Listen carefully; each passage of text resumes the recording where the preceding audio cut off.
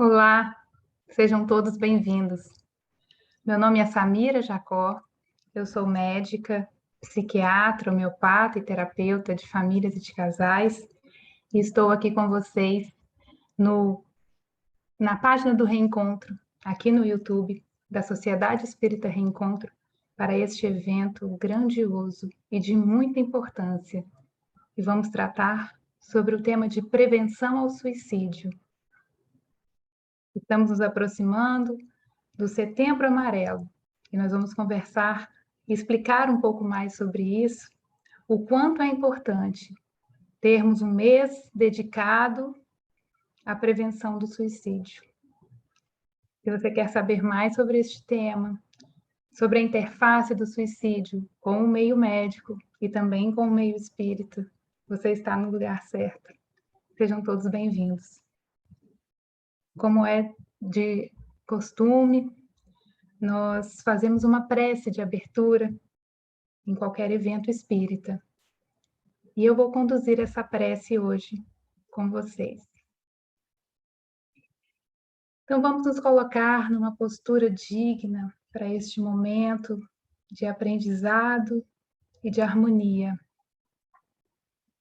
Que o Senhor Jesus abençoe o nosso trabalho, esteja conosco, com os benfeitores espirituais, os mentores e toda a legião de Maria, nesta campanha de prevenção ao suicídio. Que possamos levar o conhecimento médico e espírita aos lares que estiverem em busca desta informação. E que possamos alcançar o coração e a mente de todos aqueles que estejam em sofrimento, em qualquer tempo, em qualquer espaço.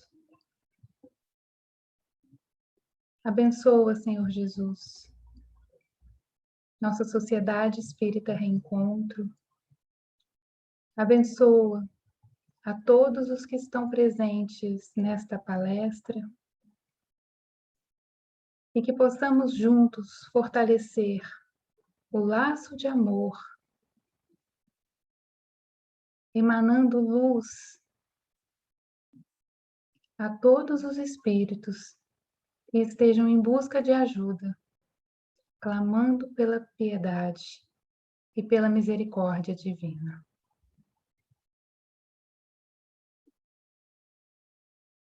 Muito obrigada pela oportunidade de estar aqui,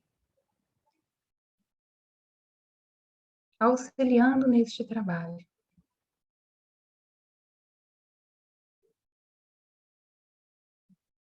Todos se sintam acolhidos no coração benevolente de Maria, que nos envolve com seu manto de amor.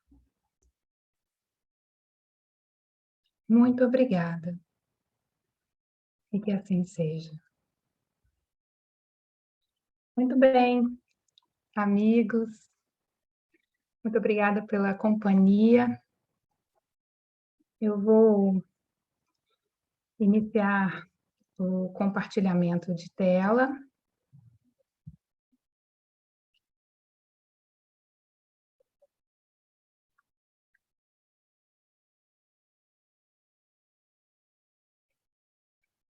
Então, vamos iniciar este estudo. Bom, hoje é um dia especial, pois é o primeiro dia destes 3 dias importantes, né? Falaremos hoje, eu, Samira Jacó, sobre suicídio direto, Dr. Caio, no dia 30 de agosto, sobre suicídio indireto, no dia 6 de setembro, Dr. Sérgio Thyssen estará conosco para falar sobre a interface do suicídio, na doutrina espírita, com as obras literárias e as informações que temos do mundo espiritual. sempre às 19 horas, aqui no canal do YouTube. Meu nome é Samira Jacó, né? Eu já me apresentei para vocês e nós vamos iniciar aqui o nosso trabalho de estudo na prevenção do suicídio. Eu trouxe uma mensagem inicial do Espírito Emmanuel, por Francisco Cândido Xavier, do livro Atenção. Por mais ásperos que te mostrem os obstáculos da estrada, segue adiante. Se alguém te feriu, desculpa e prossegue à frente. Não procures na morte provocada o esquecimento que a morte não pode dar. Não fujas dos problemas com que a vida te instrui. A vida, como a fizeres, estará contigo em qualquer parte. Lembra-te sempre, cada dia nasce um novo amanhecer. Então, com essas lindas palavras de Emmanuel, nós vamos começar este aprofundamento no que é suicídio, em como podemos ajudar, os números, a importância deste estudo. Vem com a gente. Nosso objetivo, então, é levar o conhecimento à luz da medicina e da doutrina espírita a respeito do suicídio. E hoje, especialmente, do suicídio direto. Especialmente acolher, confortar e esperançar os corações de todos que estejam presentes e que em algum momento chegue nessa palestra, tenha acesso a este conhecimento. E especialmente, meus amigos, não julgaremos nem o indivíduo e nem a família. Nem mesmo pretendemos aqui justificar de qualquer forma um ato como este. Pelo contrário, nosso objetivo é de prevenção, de esclarecimento. É importante, então, tratarmos dessa terminologia, né, que eu falei inicialmente sobre suicídio direto e suicídio indireto. Então, vem comigo. Suicídio direto é o ato de dar fim à própria vida através de tentativas ou gestos suicidas. É uma forma violenta de tentar pôr fim nessa vida, né, de morrer. Já o suicídio indireto, que será falado pelo Dr. Caio Brujade, são condutas autodestrutivas, hábitos de vida em que há a prática de atividades e comportamento de risco ou omissões, sem que exista uma intenção consciente de morrer. E ele vai falar sobre hábitos nocivos, tabagismo, etilismo, hábitos que estão no livro de André Luiz, por exemplo. Hoje nós vamos tratar deste primeiro tema, suicídio direto. E vamos ver a importância disso.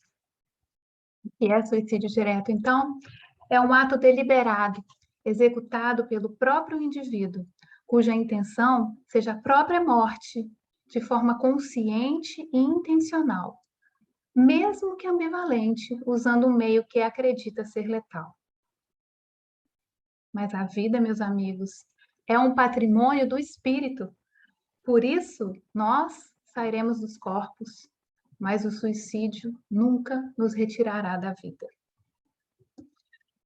O suicídio é um desejo equivocado de matar a dor. E este é um conhecimento que nós já temos há algumas décadas conosco.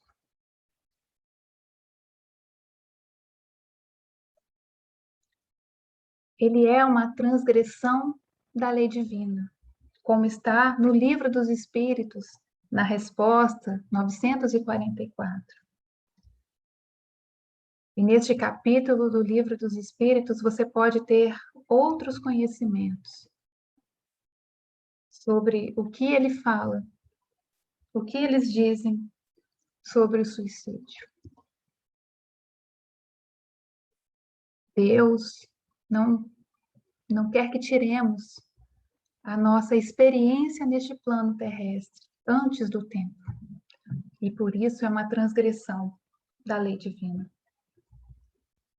E é uma tragédia pessoal e familiar. Um caso de suicídio atinge em torno de 135 pessoas. E aí você pensa, nossa, será que eu conheço tanta gente assim?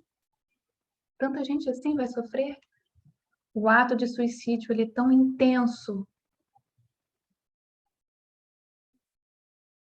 Veja bem, quando uma criança comete suicídio, ela impacta diretamente seus pais, seus avós, seus irmãos, tios, sua escola, seus professores, seus colegas de turma, a família de seus colegas de turma, todas essas famílias.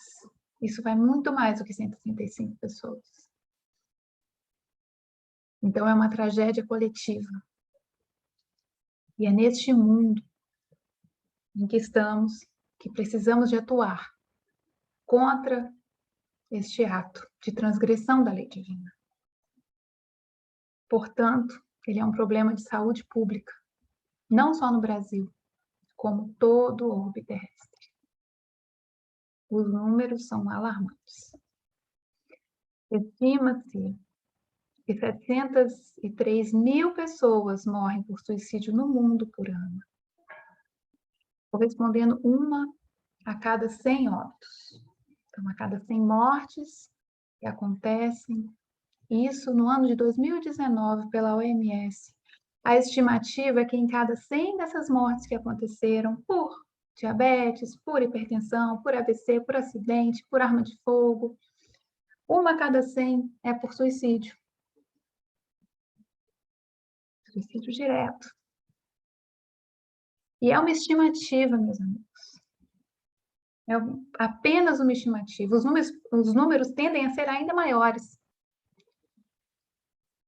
Porque muitos países que fazem parte do mundo não conseguem levantar os dados, ter acesso a estes dados de uma forma correta e repassar para a Organização Mundial de Saúde.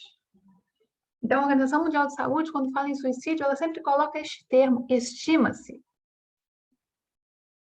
considerando que os números podem ser muito maiores.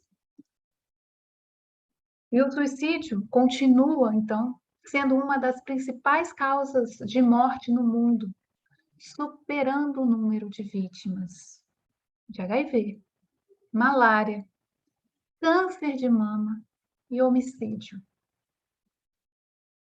Entre jovens de 15 a 29 anos, o suicídio foi a quarta causa de morte, depois de acidentes de trânsito, tuberculose e violência interpessoal, ou seja, brigas. Este é o nosso mundo. No mundo, a cada 3 minutos, acontece uma tentativa de suicídio. Uma tentativa de suicídio a cada 3 minutos. A cada 40 minutos, uma pessoa, de fato, morre pelo suicídio. No Brasil, em 45 minutos, acontece também uma morte por suicídio. Durante essa palestra, não vamos conseguir alcançar algumas dessas pessoas, mas o nosso objetivo aqui é de que adiante possamos fazer mais pelos nossos irmãos.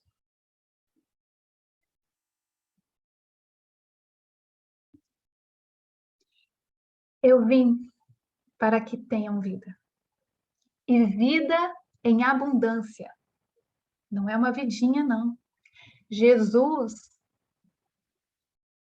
nos trouxe a este mundo para que a gente tenha vida em abundância. Que a gente progrida e evolua neste planeta, que é o que nós merecemos. que é o que nós pedimos. E por isso estamos todos juntos aqui, não estamos sozinhos. E especialmente em companhia desses amorosos mentores, anjos, e de Jesus. Isso está em João, no Evangelho de João. Neste ano de 2021, a Organização Mundial de Saúde nos mostrou este relatório da estimativa global do suicídio em 2019. Os dados de 2019 foram coletados até 2020, novembro de 2020, mais especificamente, e processados. E foi feito o relatório e ele foi lançado no dia 6 de junho de 2021. Para vocês terem ideia do quanto essa organização precisa de tempo para receber todos os dados dos países, das nações, processar, elaborar este relatório. E é este relatório, que é o mais recente, que eu venho trazer a vocês com essas estimativas, com esses dados.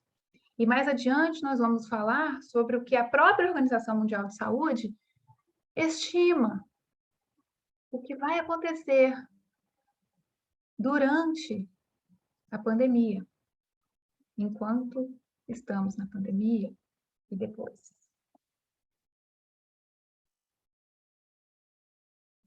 Então, esta é o cenário atual.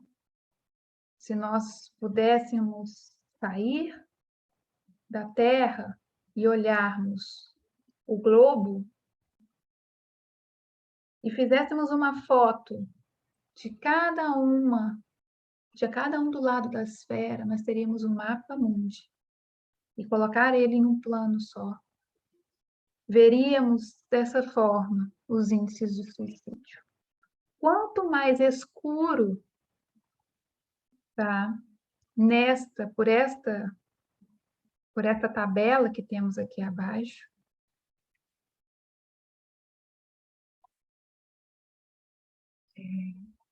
mais grave o estado do país, da nação, da região.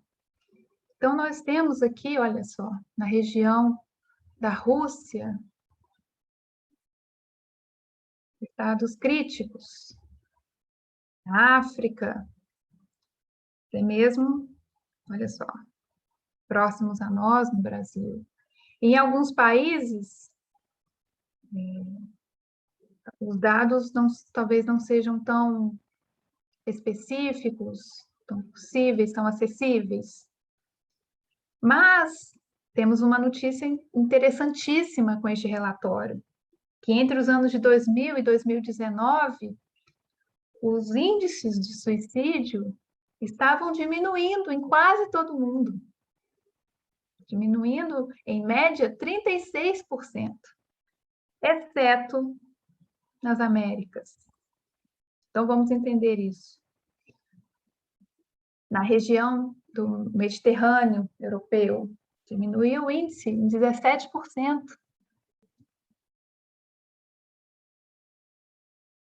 Na Europa,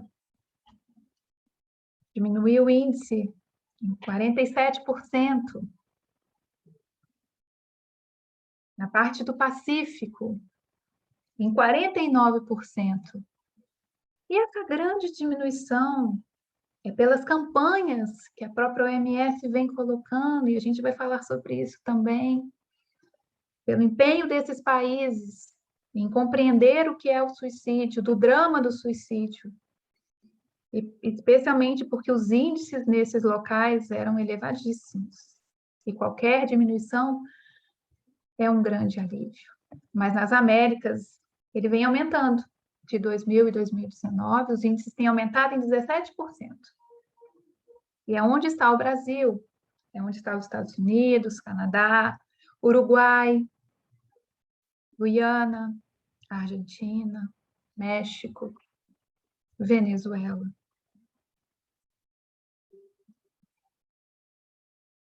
Então, eu trouxe alguns números aqui deste relatório, né? A taxa global de suicídio padronizada por idade foi de 9 para cada 100 mil habitantes em todo o planeta em 2019. Mas essas taxas podem variar entre os países, desde menos de 2 a cada 100 mil mortes por suicídio a mais de 80. Então, existem uma discrepância, números altos. Eu trouxe esses números. Olha só no Japão, a gente pensa muitas vezes no Japão. O número de suicídios estima-se que seja de 19.466 no ano de 2019. O Japão é o país que melhor informa sobre as taxas de suicídio. Ele tem essa informação mensal. Apesar de ser um país que converse, que fale pouco sobre suicídio, os dados deles são bem confiáveis e rápidos. Na Rússia, 36.625 casos em 2019. Na África do Sul, 13.774. Estados Unidos, olha este número, 53.099 casos de suicídio, mortes por suicídio direto em 2019. Na Guiana, 315. E vocês vão entender por que isso é muito sério. Uruguai, 735. Este número para estes países é bem alto. Vejam bem que nós vamos mostrar agora a taxa global. Uruguai, a cada 100 mil habitantes, 18,8 é a taxa global, é a taxa do Uruguai, muito maior que a taxa global de suicídio. A Guiana, 40,9. Estados Unidos, 14,5. Rússia, 21,6. África do Sul, 23,5. Japão, 12,2. Os índices estavam diminuindo, então, na Europa, na Ásia e aumentando na América. E África?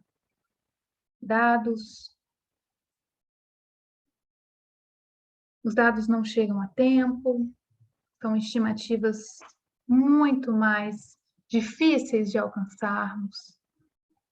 E o que parece é que há uma estabilização. Eu trouxe, então, agora este gráfico do próprio relatório da OMS, mostrando aqui em amarelo é a taxa global. Em verde, Europa, olha como caiu. De 2000, aqui, ó, chega a quase 20. E aqui em 2019, olha, próxima taxa global, ainda alto, mas próxima taxa global, a taxa média. O ideal seria zero. O ideal seria zero. É onde a gente quer chegar. África, também uma queda mais baixa. Sul, sudeste da África, mesma coisa. Pacífico, onde está o Japão, também diminuindo. E aqui as Américas, olha, aumentando. Aumentando. E o Brasil. Esta é a cor do Brasil. Olha, repara o Rio Grande do Sul. Rio Grande do Sul, depois Santa Catarina, Mato Grosso do Sul, Roraima, Piauí. São os maiores índices de suicídio. Sendo que Rio Grande do Sul, a taxa é de mais de 10. 10,6. Santa Catarina, 8,4. Nós vamos entender um pouco mais o que acontece nessas regiões.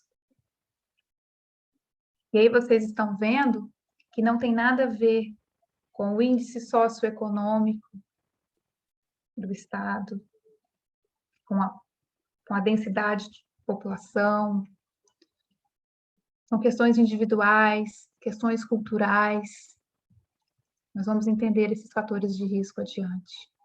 No ano de 2011, foram 10.000, quase 10.500 notificações no Brasil. Em 2015, 11.736. E agora, ó, retirado da próprio relatório, 14.540 em 2019. Com a possibilidade de mortes não informadas ou mal informadas, os números podem ser 20% maiores. Mais de 35 pessoas ao dia em 2020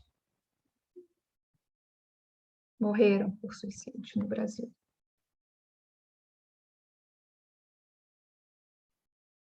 Essa frase eu retirei deste próprio relatório e ela é muito tocante. Cada dado aqui representa uma vida que foi perdida com o suicídio. Cada perda é demais. Por isso, precisamos fazer planos de redução do suicídio. E a OMS organizou um plano de ação de saúde mental bem abrangente, requisitando uma redução de pelo menos 15% da taxa de mortalidade por suicídio até 2023. Ali, estamos em 2021, no momento dessa palestra. E ele criou estratégias nacionais abrangentes, baseadas em evidência, para a prevenção do suicídio. Nós vamos falar desse guia. E a ONU, a única meta na área de saúde mental, nos Objetivos de Desenvolvimento Sustentável, é reduzir a taxa global dos mesmos indicadores, ou seja, do suicídio, em 1/3 até 2030. Só que nós não estamos indo por este caminho. Não estamos indo. Mas o vosso amor pode salvar vidas. Essa frase vem de Eurípides Barçanufo. O vosso amor pode salvar vidas. 1 minuto do seu tempo pode fazer diferença num caso de suicídio, num caso de aborto.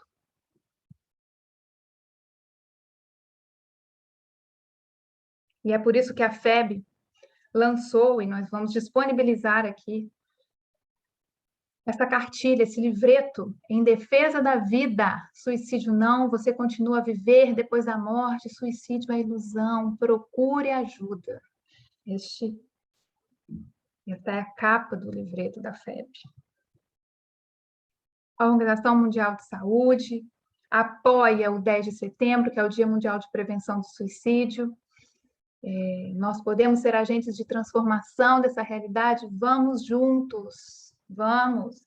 Setembro inteiro é amarelo, não é só no dia 10 de setembro, e vamos fazer o ano inteiro amarelo para combate ao suicídio amorosamente. O suicídio está intimamente atrelado à saúde mental. Vamos conhecer um pouquinho mais disso?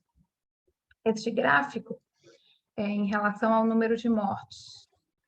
Uma análise de 15.629 suicídios da população geral. 36% tinham diagnóstico de depressão e outros transtornos do humor, e aí eu chamo atenção para o transtorno bipolar. Depressão, transtorno bipolar. Em segundo lugar, transtorno relacionado ao uso de substâncias. Álcool e outras drogas, 22%. Esquizofrenia, aí as psicoses, pessoas que estão completamente fora de si naquele momento, numa crise, e se matam. Transtornos de personalidade, vamos ver que eles geram pessoas mais impulsivas, as pessoas podem estar mais agressivas, mais imediatistas e acabarem cometendo um ato deste. Então, suicídio, falou em suicídio, nós temos que pensar nessas associações com os transtornos mentais.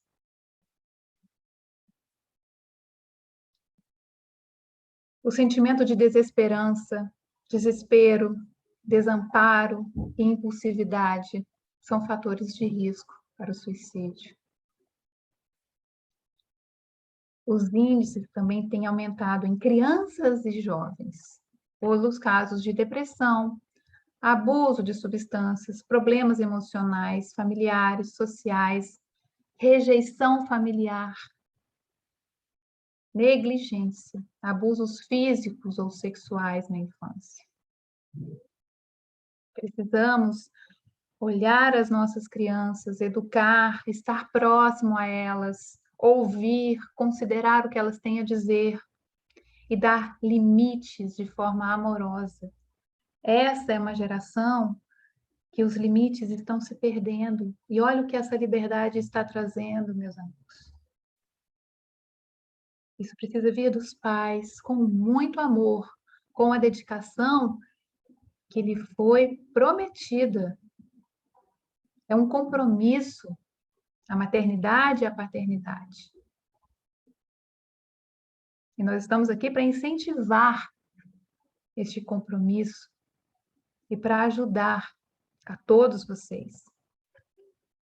Esses índices também crescem nos maiores de 75 anos, por motivo de perda de parentes, sobretudo do cônjuge, enfermidades degenerativas, doenças crônicas, questões dolorosas, de dor física mesmo, sensação de dar muito trabalho à família. Ninguém tem tempo.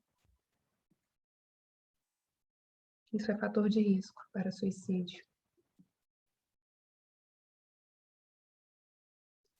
Homens, tá? O índice de suicídio, né, da fatalidade como esta, é 3 vezes maior nos homens, por solidão e isolamento social e ausência do sentido de participação da vida. Nós vamos entender isso melhor, que quando a pessoa participa mais da própria família, ela se sente mais engajada com os seus familiares, na sua comunidade, e isso dá uma sensação de pertencimento. Olha só, é a terapia de família aí fazendo o sentido. A sensação de pertencimento é muito importante. Não da sua importância só como um provedor de alimentos, de questões econômicas, mas participar ali do cotidianozinho da casa, porque é esse cotidianozinho que faz um grande homem, uma grande mulher, um grande ser humano. Cidades menores, também os índices são maiores. Migrantes, por estarem distantes da sua cultura, afastados da sua sociedade, pelo medo, pela desesperança. Os indígenas, os índices são altíssimos por questões de honra, por questões de retirarem suas posses. Os policiais, é muito alto o índice de suicídio nos policiais, porque eles precisam de trabalhar e trabalhar, fazer bico, não ficam integrados na sua família e lidam com a violência cotidianamente. Os desempregados. E o número de desempregados agora durante a pandemia? Os aposentados. Viver sozinho. Estratos econômicos extremos. Extrema pobreza, mas também grandes riquezas. Pessoas famosas até. Nos deparamos com notícias que nos espantam.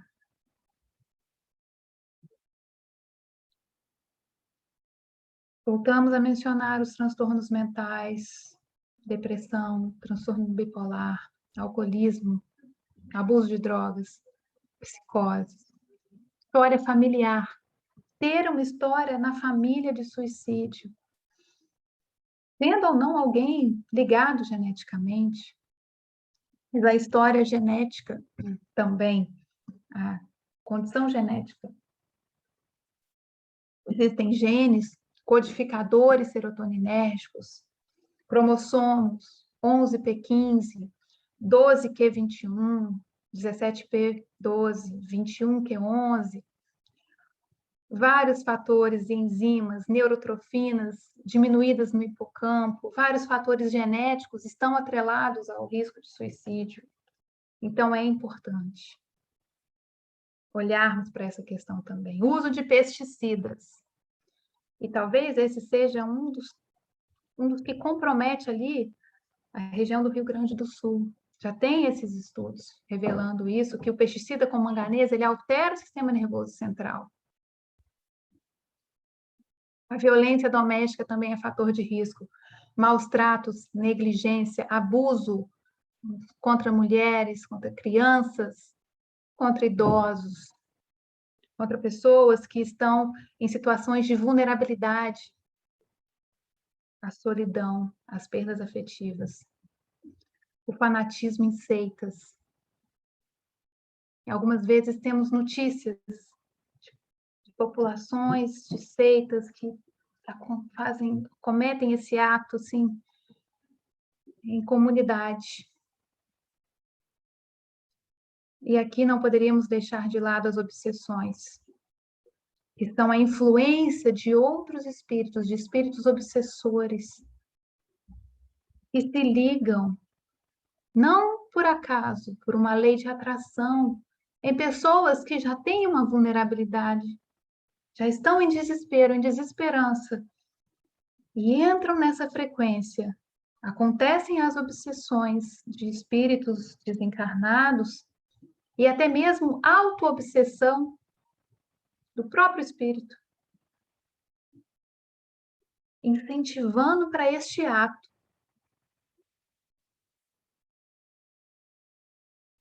É um grande fator de risco. E é importante lembrar que ele depende desses outros acima para entrar nessa frequência. Mas nós temos os fatores protetores. Autoestima elevada. É muito importante nós termos a autoestima elevada, gerarmos nas outras pessoas também uma boa autoestima. Incentivar uma criança, incentivar o jovem, incentivar o idoso, incentivar os adultos. Sorrir, criar laços sociais bem estabelecidos com a família e com os amigos. E mais uma atenção neste momento da pandemia, em que nós estamos perdendo um pouco desses laços sociais. Temos outras formas de estabelecer que não seja presencialmente. Claro que é diferente, mas é uma forma de nos envolver de amor. Mas a minha família não é perfeita, eles vêm com seus problemas. Nenhuma família. A perfeição não é deste mundo. Mas é como eu falei, é neste dia a dia, é nisso de vai, não vai, e vai, que vocês vão criar as soluções juntos de forma amorosa, que vocês vão superar os problemas, as provações e criar um elo importante.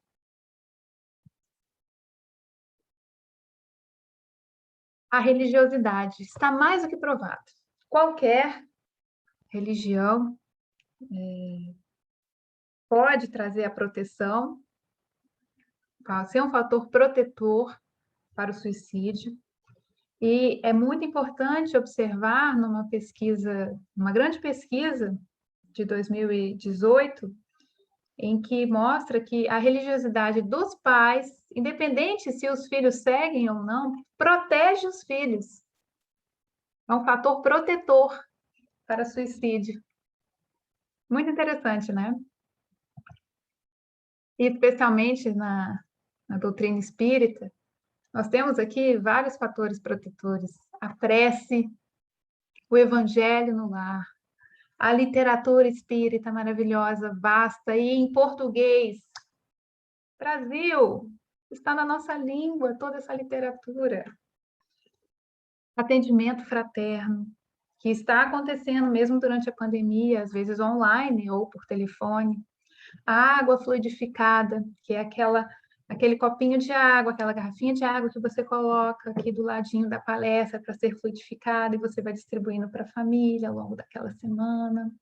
O próprio passe, a fluidoterapia, são fatores que podem nos proteger e que nos protegem de fato. Estar empregado também é um fator protetor. Ter crianças em casa, senso de responsabilidade com a família, gravidez desejada e planejada. Esse senso de responsabilidade com a família é mais comum nos homens ou nas mulheres?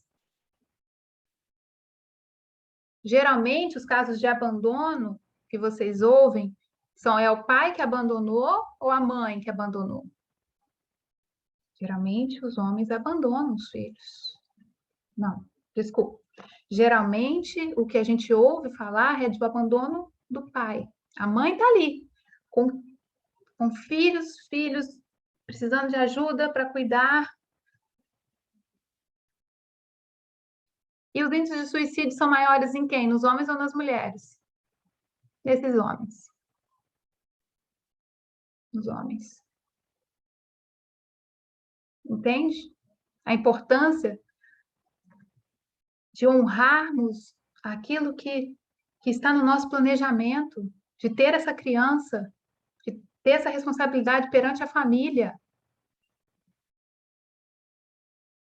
Vai te proteger do suicídio. Né?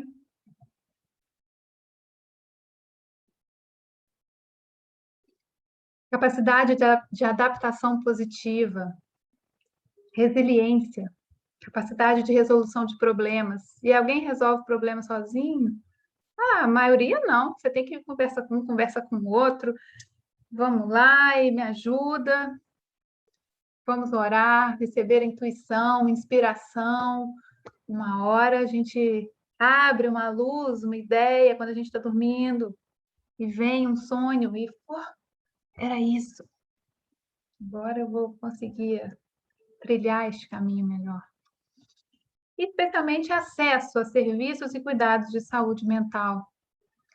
Nos casos em que precisa de ser encaminhado tanto a atenção básica quanto a atenção especializada.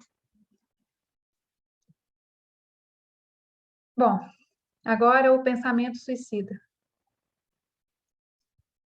Pensamento suicida é a ideia de se matar.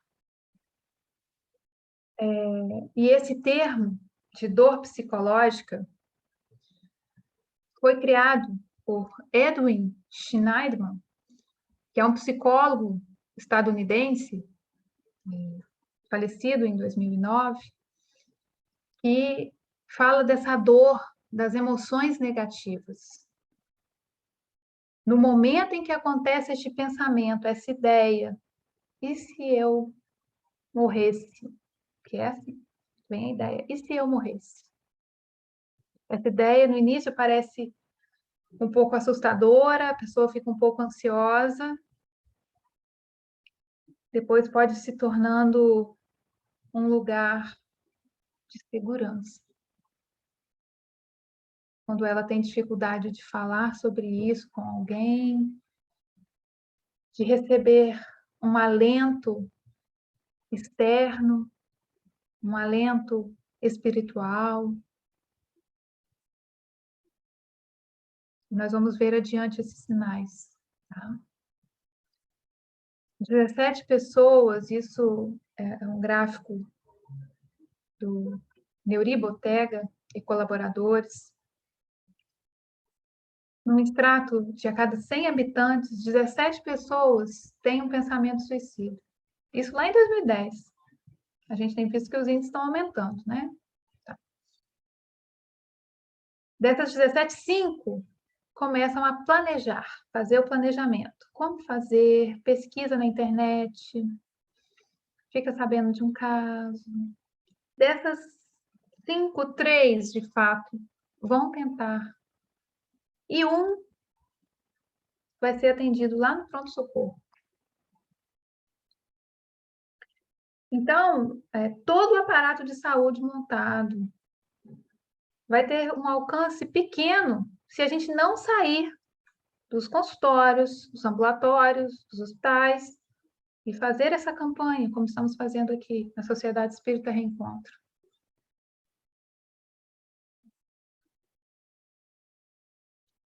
Então, começa a ideia de morte. Como é que vai ser? Como é que seria se morresse? Vem uma falsa ideia de alívio, talvez pelo não conhecimento da continuidade da vida, do que acontece depois do suicídio. E aí formaliza-se essa ideia de suicídio, começa o planejamento de como se matar, pesquisas, o que pode ser letal, né? E a pessoa começa a tomar providências pós-morte. Deixa organizado ali as senhas dos bancos, começa a dar mensagens. Então, assim, para este ato acontecer, as pessoas vão dando sinais, e nós vamos conhecer esses sinais? Vamos sim. A crise suicida, então, é essa dor na alma, esse desespero, angústia, demasia, mas ao mesmo tempo é uma ambivalência. Eu quero morrer, mas será que é isso mesmo? Então, esse sentimento é ambivalente, é aí que a gente pode mudar o pensamento da pessoa. Só que tem a impulsividade, né? A impulsividade é um fator de risco gravíssimo, e por isso que acontece muito nos casos dos homens, de ter muita impulsividade, dos jovens, do imediatismo da juventude, nos transtornos de personalidade, isso é uma característica que pode ser comum em algum deles, em alguns. E esse pensamento rígido, né, estreito, negativista, de não encontrar esperança, de não encontrar como sair da situação que te colocou no desespero, a nebulosidade do amanhã. Então, é isso que acontece na crise suicida. Muitas das vezes, a gente tem o impulso suicida, que é o suicídio por impulso. Não aconteceu nem o planejamento. Ele pode acontecer em indivíduos, claro, impulsivos, com histórico de violência e de baixa capacidade de ressignificação. Então, pessoas que têm esse histórico de impulsividade, que brigam torta e direita, precisam ser olhadas, precisam ser acompanhadas, precisam ser amorosamente recebidas. E ele vai acontecer num momento de extremo desespero, de uma sensação de desonra. Então, mais uma vez, atenção para a associação de impulsividade com transtornos mentais, como eu já disse. E aí, os sinais de alerta, que a gente está esperando para falar. Quando a pessoa começa a falar de querer morrer, se eu morresse, né? Fala assim na rodinha de amigo brincando, mas está deixando ali uma mensagem. Quando ela começa a procurar formas de se matar, pesquisas, né? Você abre a internet, o computador está ali. Ué, quem procurou isso? Falar sobre estar sem esperança ou sem propósito de vida, falar de angústias, falar de estar passando por um momento insuportável. Quando ela não está falando às vezes nada disso, mas começa a abusar do álcool, de outras drogas, um sinal de alerta. Sinal de alerta. Começa a agir de modo ansioso ou irresponsável, tipo assim, vou atravessar a rua, se eu morrer, se um carro passar, tudo bem. Isso é um sinal de alerta. Quando a pessoa fala que está se sentindo isolado, eu estou sozinho, às vezes manda mensagem para todos do WhatsApp, oi, estou aqui. Às vezes é um pedido de ajuda. E olha, só um minutinho de você, oi, amigo, estou aqui também. Alterações de humor extremas. Quando você vê que a pessoa fica oscilando, uma alteração de humor aqui, no caso, não é de humor engraçado. O humor, na psiquiatria, é tristeza, euforia, né? A depressão, uma fase mais eufórica. Quando fica muito oscilante isso, né? Isso é um sinal de alerta também. E aí, como que a gente pode ajudar? O diálogo não violento, amistoso, é a melhor prevenção. Procurar ouvir com respeito e compreensão. Às vezes as pessoas ficam com receio, assim, de perguntar, mas, amigo, você pensa em morte, assim? E depois não sabe o que fazer. E se a pessoa responde, eu penso, e aí? Você vai ter que fazer o quê? Né? Então, vamos prestar atenção aqui, que a minha ideia é levar uma ajuda. Você não precisa de ficar com essa resposta só para você. Você fala, olha, isso que você está me falando é muito sério, eu quero te ajudar, mas eu não tenho como te ajudar sozinho. Aciona a família, aciona os amigos, a rede de apoio dessa pessoa. Ela é de alguma casa espírita, ela é de alguma religião, outra religião, ela é de um grupo da comunidade, ela tem ali no trabalho um grupo de amigos, né? Fala, olha, quem que a gente pode chamar? Quem que você acha que pode te ajudar, além de mim? Vamos juntos, a gente precisa de te levar para seguir adiante, você é importante aqui com a gente. Retirar armas de fogo, álcool, objetos cortantes, até medicamentos que estejam próximos a ela. Se a gente está num momento de crise em especial, né? Muitas vezes a gente pode também ligar para canais de ajuda. O médico da pessoa, às vezes ela tem um clínico que a acompanha, um psicólogo, um psiquiatra, um terapeuta, ou o próprio Centro de Valorização à Vida, que eu vou colocar um número, é 188, é uma ligação gratuita. E até mesmo, e isso é bem importante, de levar para uma assistência especializada, né? Vamos lá, eu vou com você. Não, psiquiatra não é coisa de doido, não, amigo. Psiquiatra é coisa de gente, é médico de gente, igual eu, igual você. Angústias a gente tem, às vezes a gente pode receber ajuda desses profissionais, né? Vamos lá no psicólogo. Terapia não é balela, não é conversinha de amigo, não, é coisa séria. Te ajuda a reeditar, a ressignificar, a enxergar ali outros fatores importantes, né? Então você pode ajudar. Eu te entendo. E quando não te entendo, eu te aceito. E acima de todas as coisas, eu te respeito como um indivíduo que nasceu para viver e ter vida em abundância. Então vamos viver junto comigo. Vamos embora. Pós-venção. Este também é um assunto importantíssimo.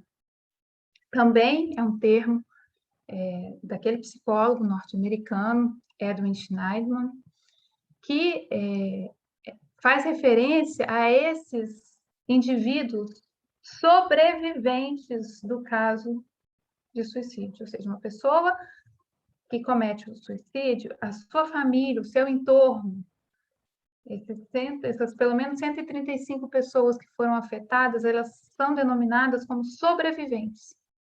E ao ano, em torno de 108 milhões de indivíduos em todo o mundo sofrem, então, o impacto desses 703 mil casos estimados de suicídio. Então, 108 milhões de indivíduos, pelo menos, estão impactados, são sobreviventes do ato suicida de outrem que faleceu. E a pós-venção, ela é exatamente o cuidado, o suporte prestado àqueles que são impactados por um suicídio. E aí, os seus objetivos vão ser o cuidado emocional, a prevenção de possíveis complicações do processo de luto e também a promoção de saúde mental. É cuidar, acolher a família, os amigos que estão, assim, destruídos, né? Especialmente depois do ato, com o peso da perda, de perder aquele ente querido, o peso da culpa, de se achar culpado, responsável por aquele ato e o medo de ser recriminado. Isso é uma atenção que a gente precisa ter, de não recriminar as famílias de suicidas. Eles estão em luto e que nós precisamos abraçar, precisamos apoiar, nós vamos levar esperança, amor, injetar ânimo nessas pessoas. E com esse peso da perda, esse peso da culpa, toda essa possibilidade de recriminação, traz frases como essa: será que eu vou sorrir novamente? O que é que eu podia ter feito, hein? O que eu deixei de fazer? Onde foi que eu errei? Eu não saio mais de casa, tenho vergonha. Lá, então, eu não vou mesmo, porque lá eles sabem que o suicídio é um crime, é um ato contra a própria vida. Então, eu nem volto mais. Não cabe a nós julgar ninguém, de forma alguma. E cuidar dessa família, desses amigos, desses companheiros, desses filhos dos suicidas, é um ato de amor. São nossos irmãos. E nós também estaremos cuidando das nossas relações, daqueles laços que são importantes da gente manter.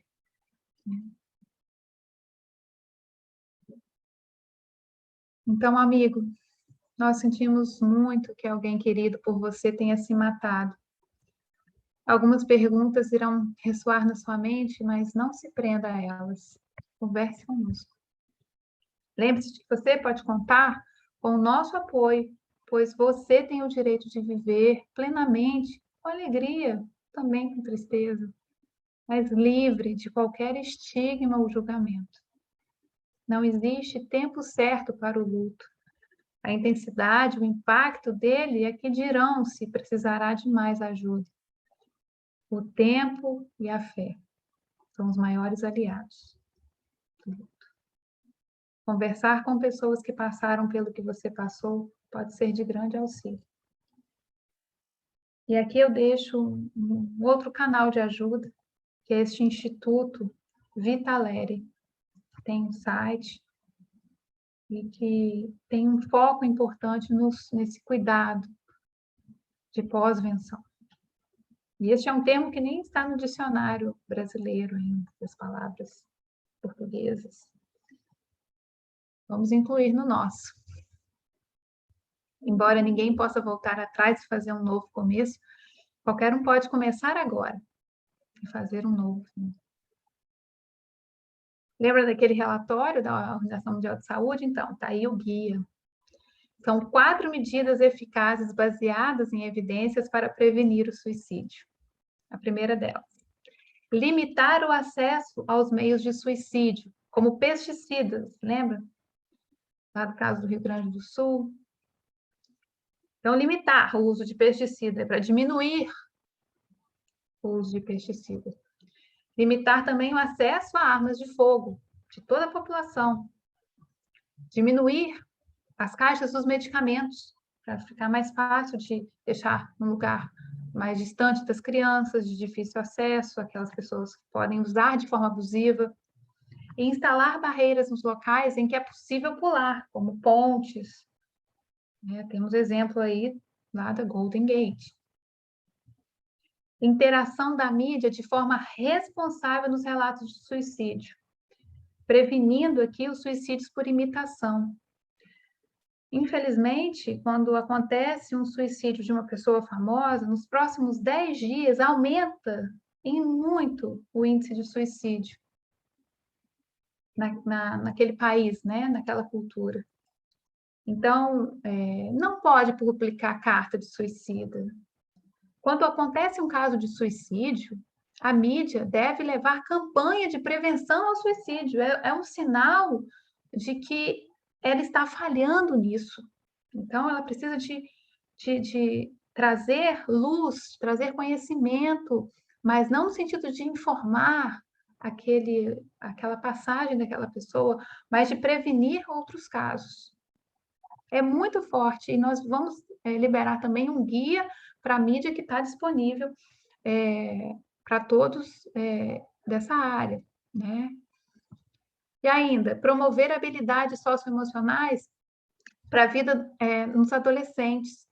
Metade dos problemas de saúde mental, eles aparecem antes dos 14 anos. Então, nessa idade, nessa faixa de 10 a 19 anos, é importante nós criarmos habilidades socioemocionais, porque são os futuros adultos, são os futuros gestores, são os futuros idosos. Identificar, avaliar e fazer uma gestão precoce e acompanhamento de qualquer pessoa afetada por um comportamento suicida. E aí os profissionais de saúde têm extrema importância. A gente vê que há altíssimo índice de pessoas que antes de começar até a planejar se matar, foram até no dentista e falaram, se eu morresse. E aí entra por um ouvido e sai pelo outro. Não, ali você pode atuar. Olha, peraí, o que você está falando, amigo? Peraí, isso aí é muito delicado, esse tema, isso não é uma brincadeira. Vamos conversar mais sobre isso? Você já buscou ajuda? Eu vou te ajudar. Eu vou te ajudar. E aí tem um canal, uma organização não governamental aqui, que é o Centro de Valorização à Vida, CVV, Como Vai Você? Que, assim, não está ligado ao governo, né? Somente em 2017 ele recebeu apoio do governo de ter esse número de telefone com gratuidade para todo o país, que antes o número você ligava e pagava a ligação local, então muitas pessoas não tinham dinheiro, né, para ligar. Mas também já tinha outros recursos, e-mail, Skype, e agora a ligação gratuita 188, um voluntário, todos esses trabalhadores são voluntários. E você pode ser um voluntário se quiser.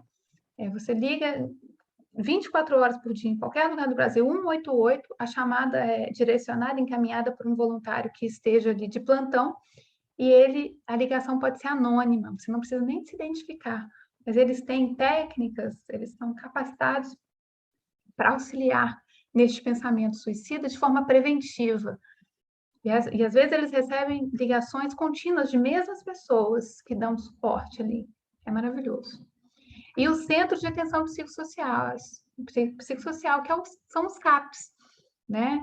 São lugares com profissionais de saúde mental, psiquiatra, psicólogo, assistente social, terapeuta ocupacional, enfermeiro, técnicos de enfermagem, enfim, uma equipe especializada nos cuidados dessas pessoas que estão em risco, que precisam de ser acompanhadas. E aí, uma frase muito impactante também do Tedros Adhanom, que é o diretor-geral da OMS atualmente: não podemos e não devemos ignorar o suicídio. Cada um é uma tragédia. Nossa atenção à prevenção do suicídio é ainda mais importante agora, depois de muitos meses convivendo com a pandemia da Covid-19, com muitos dos fatores de risco para suicídio, perda de emprego, estresse financeiro, isolamento social ainda muito presentes. Então, é um alerta do diretor-geral da Organização Mundial de Saúde para a possibilidade de aumento do índice de suicídio, que infelizmente já é um fato, por agravamento daqueles fatores de risco que a gente mencionou. Então, meus amigos, é uma pandemia, não é pandemia e transtornos mentais, é uma pandemia de transtornos mentais. A desesperança e o desespero é como se a gente estivesse andando, dirigindo um carro no nevoeiro, a gente não sabe o que vem na frente, né? Acha que vai acabar o nevoeiro e aí tem mais, vem outro mais forte, e aí melhora um pouquinho, vem outro mais forte. Mas lembre-se que quando a gente está nesse trânsito com nevoeiro, nós não estamos ali sozinhos, todos os outros motoristas estão na mesma situação que a gente, e aí a gente consegue apurar mais outros sentidos, né? Ir mais devagar, mais atento, mais respeitoso, e a gente consegue sair daquele nevoeiro, não é mesmo? Incertezas, é o que a pandemia tem nos trazido, né? Aumento dos casos, então, de ansiedade e depressão, que são fatores de risco, agravamento dos casos pré-existentes, então, a pessoa que já era ansiosa, já era deprimida, piora o quadro. Aumento dos índices de violência doméstica, isso a gente sabe que tem acontecido, infelizmente, especialmente mulheres, crianças, idosos e pessoas vulneráveis.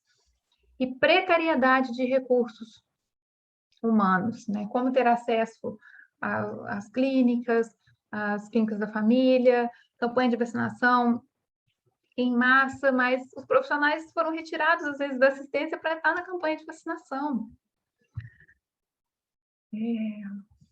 Então, no Brasil, aumentou em 90% os casos de depressão, tá?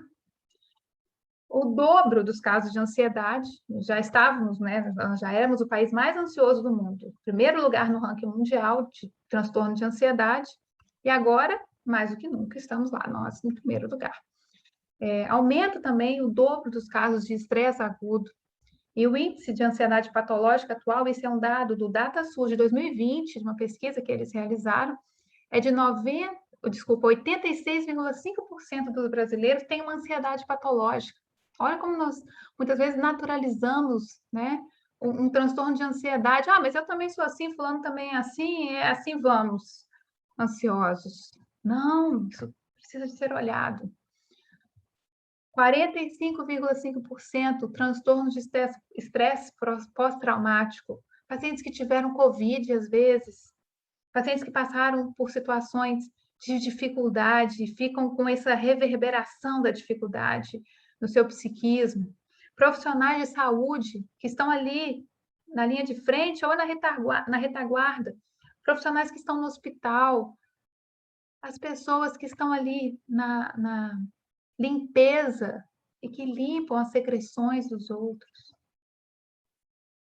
Isso precisa de ser olhado com carinho, atenção à saúde mental dessas pessoas.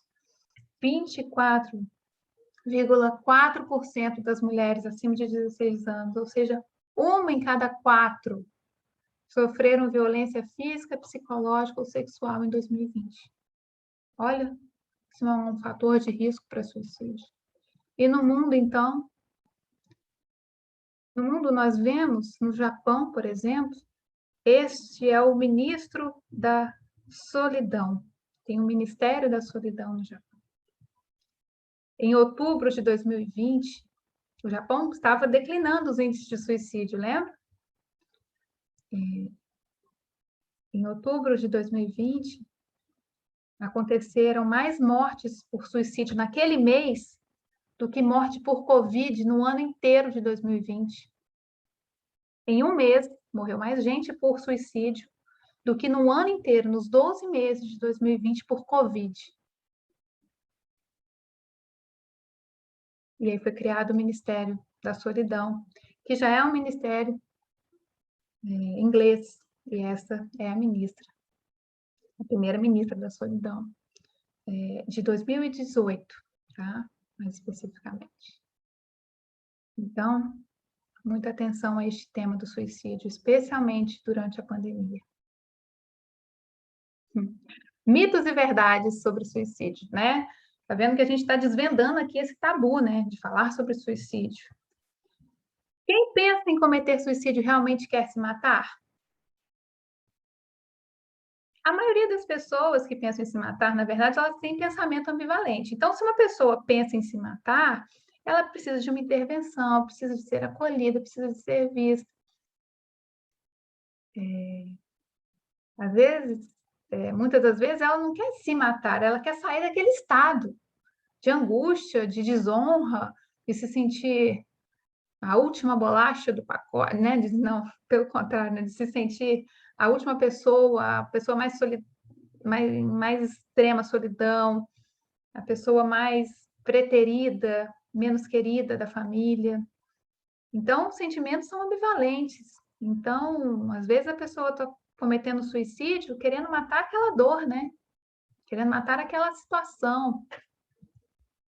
Então, elas desejam pôr um fim no sofrimento, muitas das vezes. É verdade que as pessoas que querem se suicidar não avisam? Bom, pelo que a gente ouviu aqui de tudo que foi pesquisado, não, as pessoas, os que querem se matar, frequentemente elas dão um indicativo disso, dessa intenção. Né? Eu coloquei aqui até uma ampla intenção da sua intenção, né? Fala com um profissional lá de saúde, comenta de brincadeira com alguém, pesquisa na internet, começa a beber mais, começa a ter um comportamento assim um comportamento diferente, mais irritado.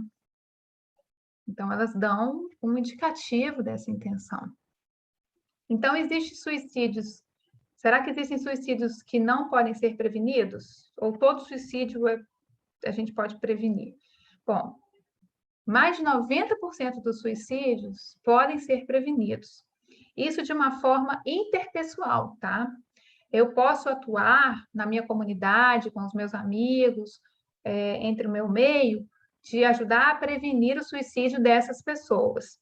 Mas o que a gente deseja é prevenir o suicídio intrapessoal, para que a pessoa tenha conhecimento de que esse ato não é por fim a vida, que a vida continua. Então, se a gente for ver em questões de conversar com o outro, de ajudar ao outro, a gente pode prevenir 90% desses casos. Isso já é muito bom. A gente pode prevenir todos os casos se a gente for menos materialista. A gente compreender a noção de que nós não estamos aqui como uma unidade separada de toda a comunidade, separada da família, separada dos outros seres, todos os outros seres aqui viventes neste planeta. Que nós somos um todo aqui. E dar o fim a essa existência não vai dar o fim à nossa vida, nem mesmo ao nosso sofrimento. E uma vez suicida, sempre suicida, uma vez que a pessoa tentou se matar de uma forma muito triste, mas conseguimos ajudar, socorreu, ela não morreu. Ela vai ser sempre uma pessoa ali que a gente tem que olhar como um suicida, como um pensamento suicida. Os pensamentos suicidas, então, meus amigos, podem retornar, mas eles não são permanentes. E em algumas pessoas, de fato, eles podem cessar. Ela começa a ter... Porque um ato como esse muda a vida de todos, né? Da pessoa que passou por aquilo, seja ela no pós-morte, na vida que ela vai seguir depois da morte, seja na vida neste planeta ainda, seja para as outras pessoas ao redor dela. Então, é um transformador. Às vezes, esse pensamento pode cessar. Se eu falar sobre suicídio com uma pessoa que quer se matar, eu posso estar acabando induzindo ela a isso? Assim, eu fico com medo, né, de falar, perguntar e acabar dando ideia. Será que isso pode acontecer? Não. Falar sobre o suicídio ajuda a pessoa se sentir acolhida, porque ela fala, olha, alguém prestou atenção, alguém está prestando atenção nesse meu sentimento, eu nem precisei falar, ela já notou. Alguém está interessado pelo que eu estou passando. Eu sou importante, então. Então, vale ressaltar aí, é o que eu já conversei com vocês, que buscar ajuda profissional é importante após esse momento, né?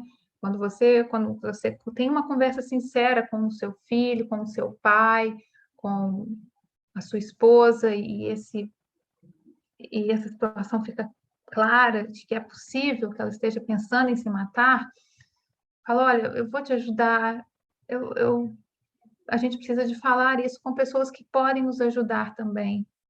Vamos falar com um psicólogo, vamos falar com a família, vamos junto pensar quem que a gente pode pedir ajuda. Vamos lá. Durante a crise, é importante não deixar a pessoa sozinha, né? E junto a ela buscar auxílio de outros e auxílio também do plano espiritual. Vamos rezar junto. Olha, eu vou te ligar todo dia, 6 horas da tarde, e nós vamos rezar, vamos fazer uma precezinha junto, 2 minutos, tá bom? Tá, liga, ou liga de vídeo, né? Vamos lá, tá? Muito bem. Faz isso. 2, 3, 4 semanas. O campo espiritual vai se abrir de amor, de bons espíritos, de boas vibrações. Você vai ver a diferença que você vai estar fazendo na vida dessa pessoa, na vida das pessoas ao redor e na sua vida. Isso é muito lindo. A pessoa que ameaça suicídio, ela está fazendo isso para manipular? Fala, vou me matar. E ela está manipulando, ela está querendo chamar atenção, isso aí, ó, não vai dar em nada, não. E a ameaça de suicídio, meus amigos, deve ser sempre levada a sério. Ela é sempre um pedido de ajuda, ela indica que a pessoa está em sofrimento. Você está pensando em se matar? Peraí, você está ouvindo o que você está dizendo? Vamos conversar sobre isso. Isso é muito delicado. A gente não pode ouvir uma coisa dessas e simplesmente deixar batido. Como é que a gente pode te ajudar? Talvez isso que você queira, se eu não conseguir tal coisa, eu vou me matar. Não, talvez isso não seja possível. Mas será que o que tal coisa é importante para você? Fulano fez isso contra mim, eu estou muito ofendido, eu não tenho coragem de viver depois disso. Calma, vamos conversar sobre isso. A pessoa já vai se organizando ali, porque a pessoa fica no desespero e se desorganiza psiquicamente. E aí, quando alguém fala, vem cá, olha para mim, vamos sentar, vamos conversar, se acalma, eu estou aqui para te ouvir. Ela já começa a se organizar, já melhora a frequência do ambiente inteiro. Ela respira fundo, vamos fazer uma prece, vamos pedir ajuda aos mestres, aos médicos, aos curadores desse espaço para estar aqui com a gente e ajudar nessa conversa, porque é uma conversa delicada. E eu estou aqui. Suicídio, então, é um ato de covardia ou de coragem? A pessoa tem que ser muito corajosa para se matar. De vez em quando a gente ouve isso, ou tem que ser muito covarde para fazer uma coisa dessas. Nenhum dos dois, gente, nenhum dos dois. O que dirige a ação de suicidar-se é uma dor psíquica insuportável. Às vezes ela é imediata, às vezes ela é antiga. É uma dor ali que ela quer matar a dor, né? Então, não é uma questão de covardia, nem de coragem, não tem nada com isso, não tem nada a ver. É melhor esconder da criança o luto. Uma pessoa na família se mata. Às vezes é o pai ou a mãe, o tio daquela criança, um cuidador importante.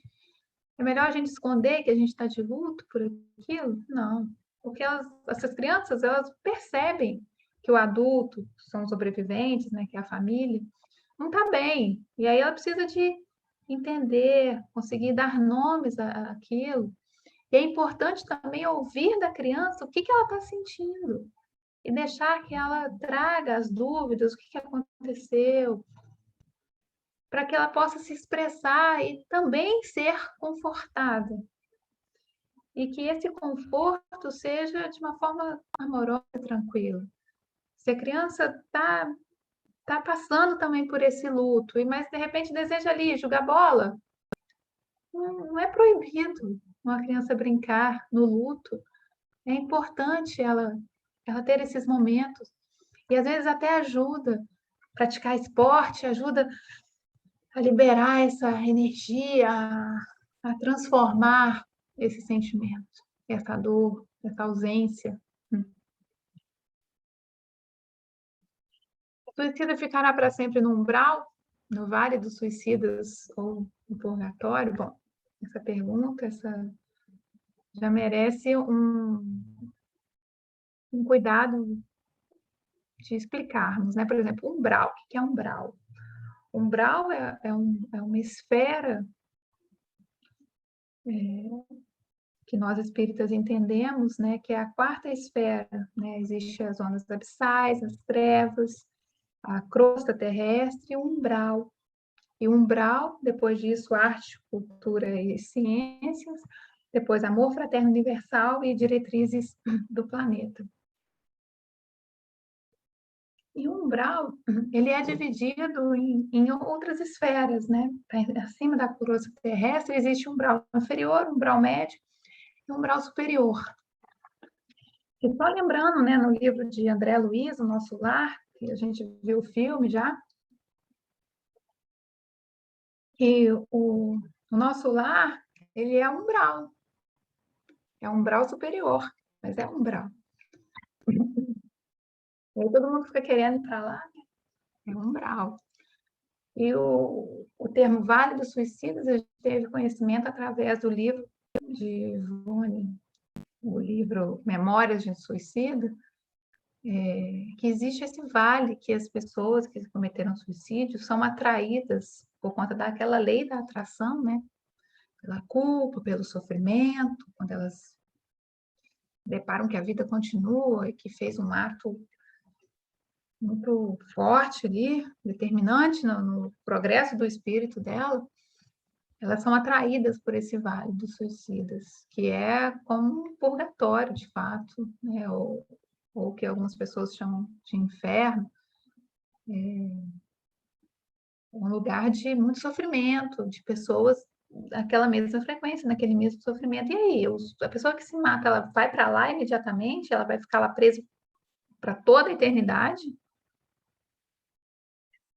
Bom, é importante lembrar que o suicídio é uma triste ilusão, né? Que a gente considera e a gente sabe que a vida permanece mesmo após a morte.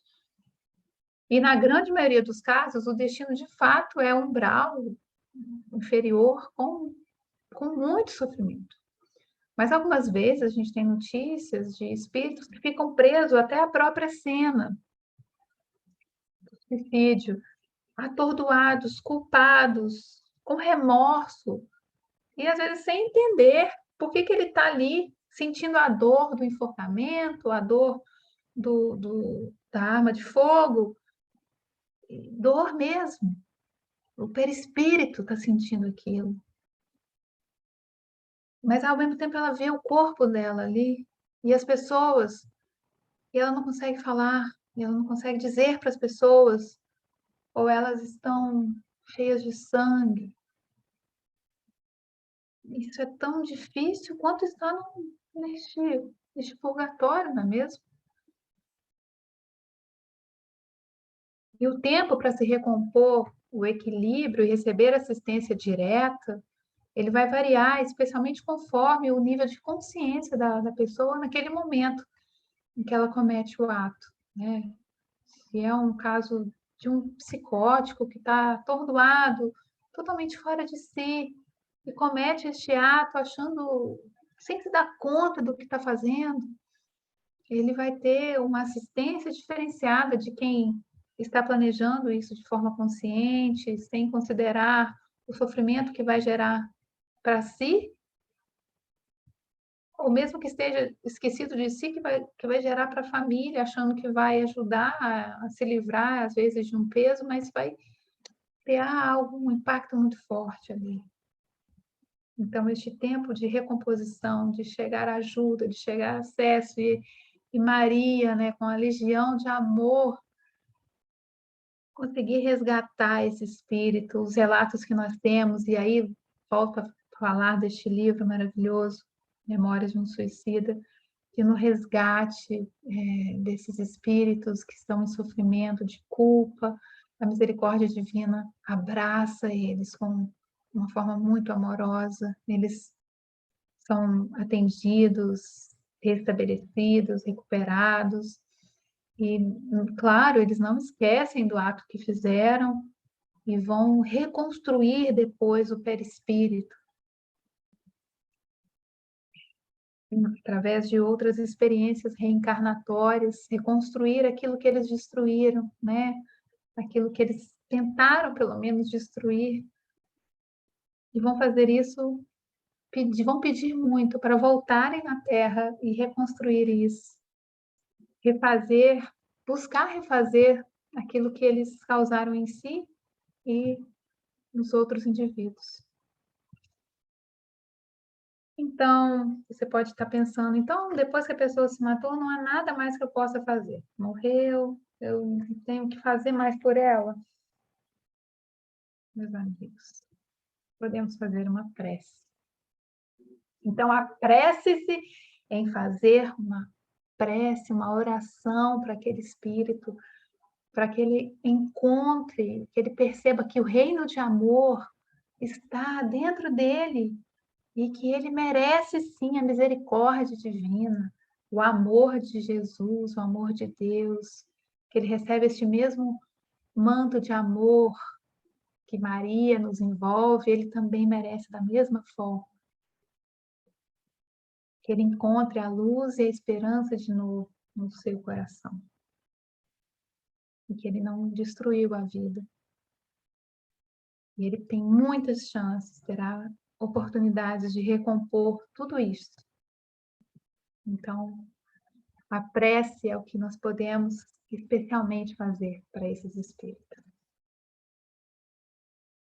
Se a sua infância não foi tão perfeita como você sonhou e seus pais não te amaram como você acha que deveriam, fica. Se você foi maltratado por alguém, não desiste não, fica. Se te humilharam, fica. Acredite, vale a pena ficar neste planeta. Os chamados pela vida são inúmeros. Faça a sua escolha de viver e de viver em abundância. Passeie ao ar livre, pratique esportes, reúna com sua família, leia livros espíritas, faça um evangelho no lar, pratiquem seu hobby, toquem música, ouçam música, façam um trabalho voluntário, cuidem de um jardim, façam o que você goste de fazer. Assista os vídeos aqui do YouTube do canal do Reencontro. Temos diversas formas de auxiliar e de florir a vida. E o exercício da caridade, meus irmãos. Nós temos exemplo em todos os tempos, de todas as religiões, de todas as pessoas. Enquanto a nossa mente estiver voltada para a caridade e o amor ao próximo, não sobrará espaço nenhum para nenhum mal.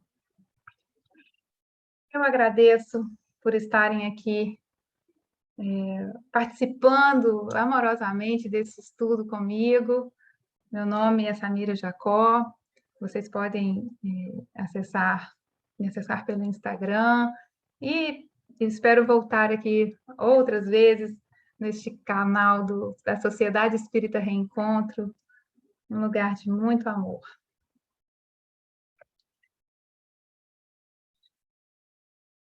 Muito bem. Espero que todos tenham aproveitado, todos tenham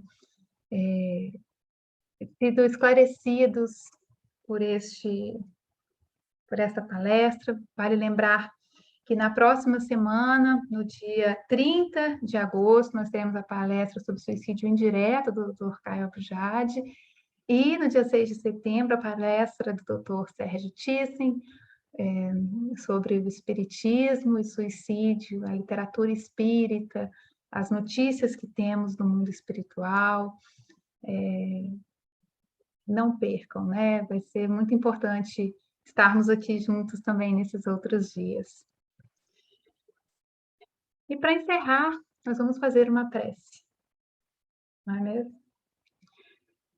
Então, vamos nos colocar mais uma vez nessa postura digna, para ampliarmos o nosso canal de comunicação com o mundo espiritual, agradecendo por este momento de estudo coletivo, em que seres tão iluminados estiveram conosco, estão nos nossos lares, preenchendo as lacunas do nosso coração, trazendo amor, um abraço, acalmando os nossos pensamentos, alinhando as vibrações na vibração do amor.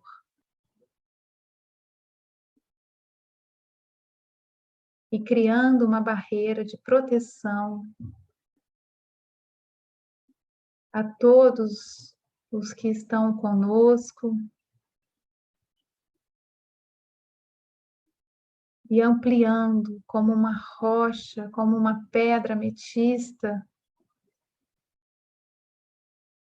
a nossa saúde física e espiritual,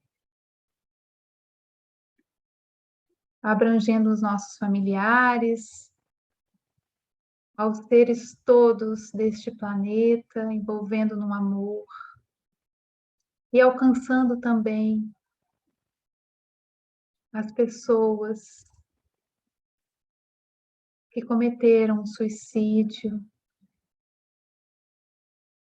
que estão no Vale dos Suicidas, que estão em local de sofrimento, para que elas recebam esta oração de amor, este nosso abraço, e que encontrem a luz e o amor misericordioso de Jesus em seus corações, e que a lei divina possa auxiliá-la no seu processo de resgate. Que os hospitais espirituais estejam a postos para receber esses espíritos resgatados, alívio, roupas limpas, medicação para o perispírito, que há de ser reconstituído. Agradecemos essa oportunidade de auxílio,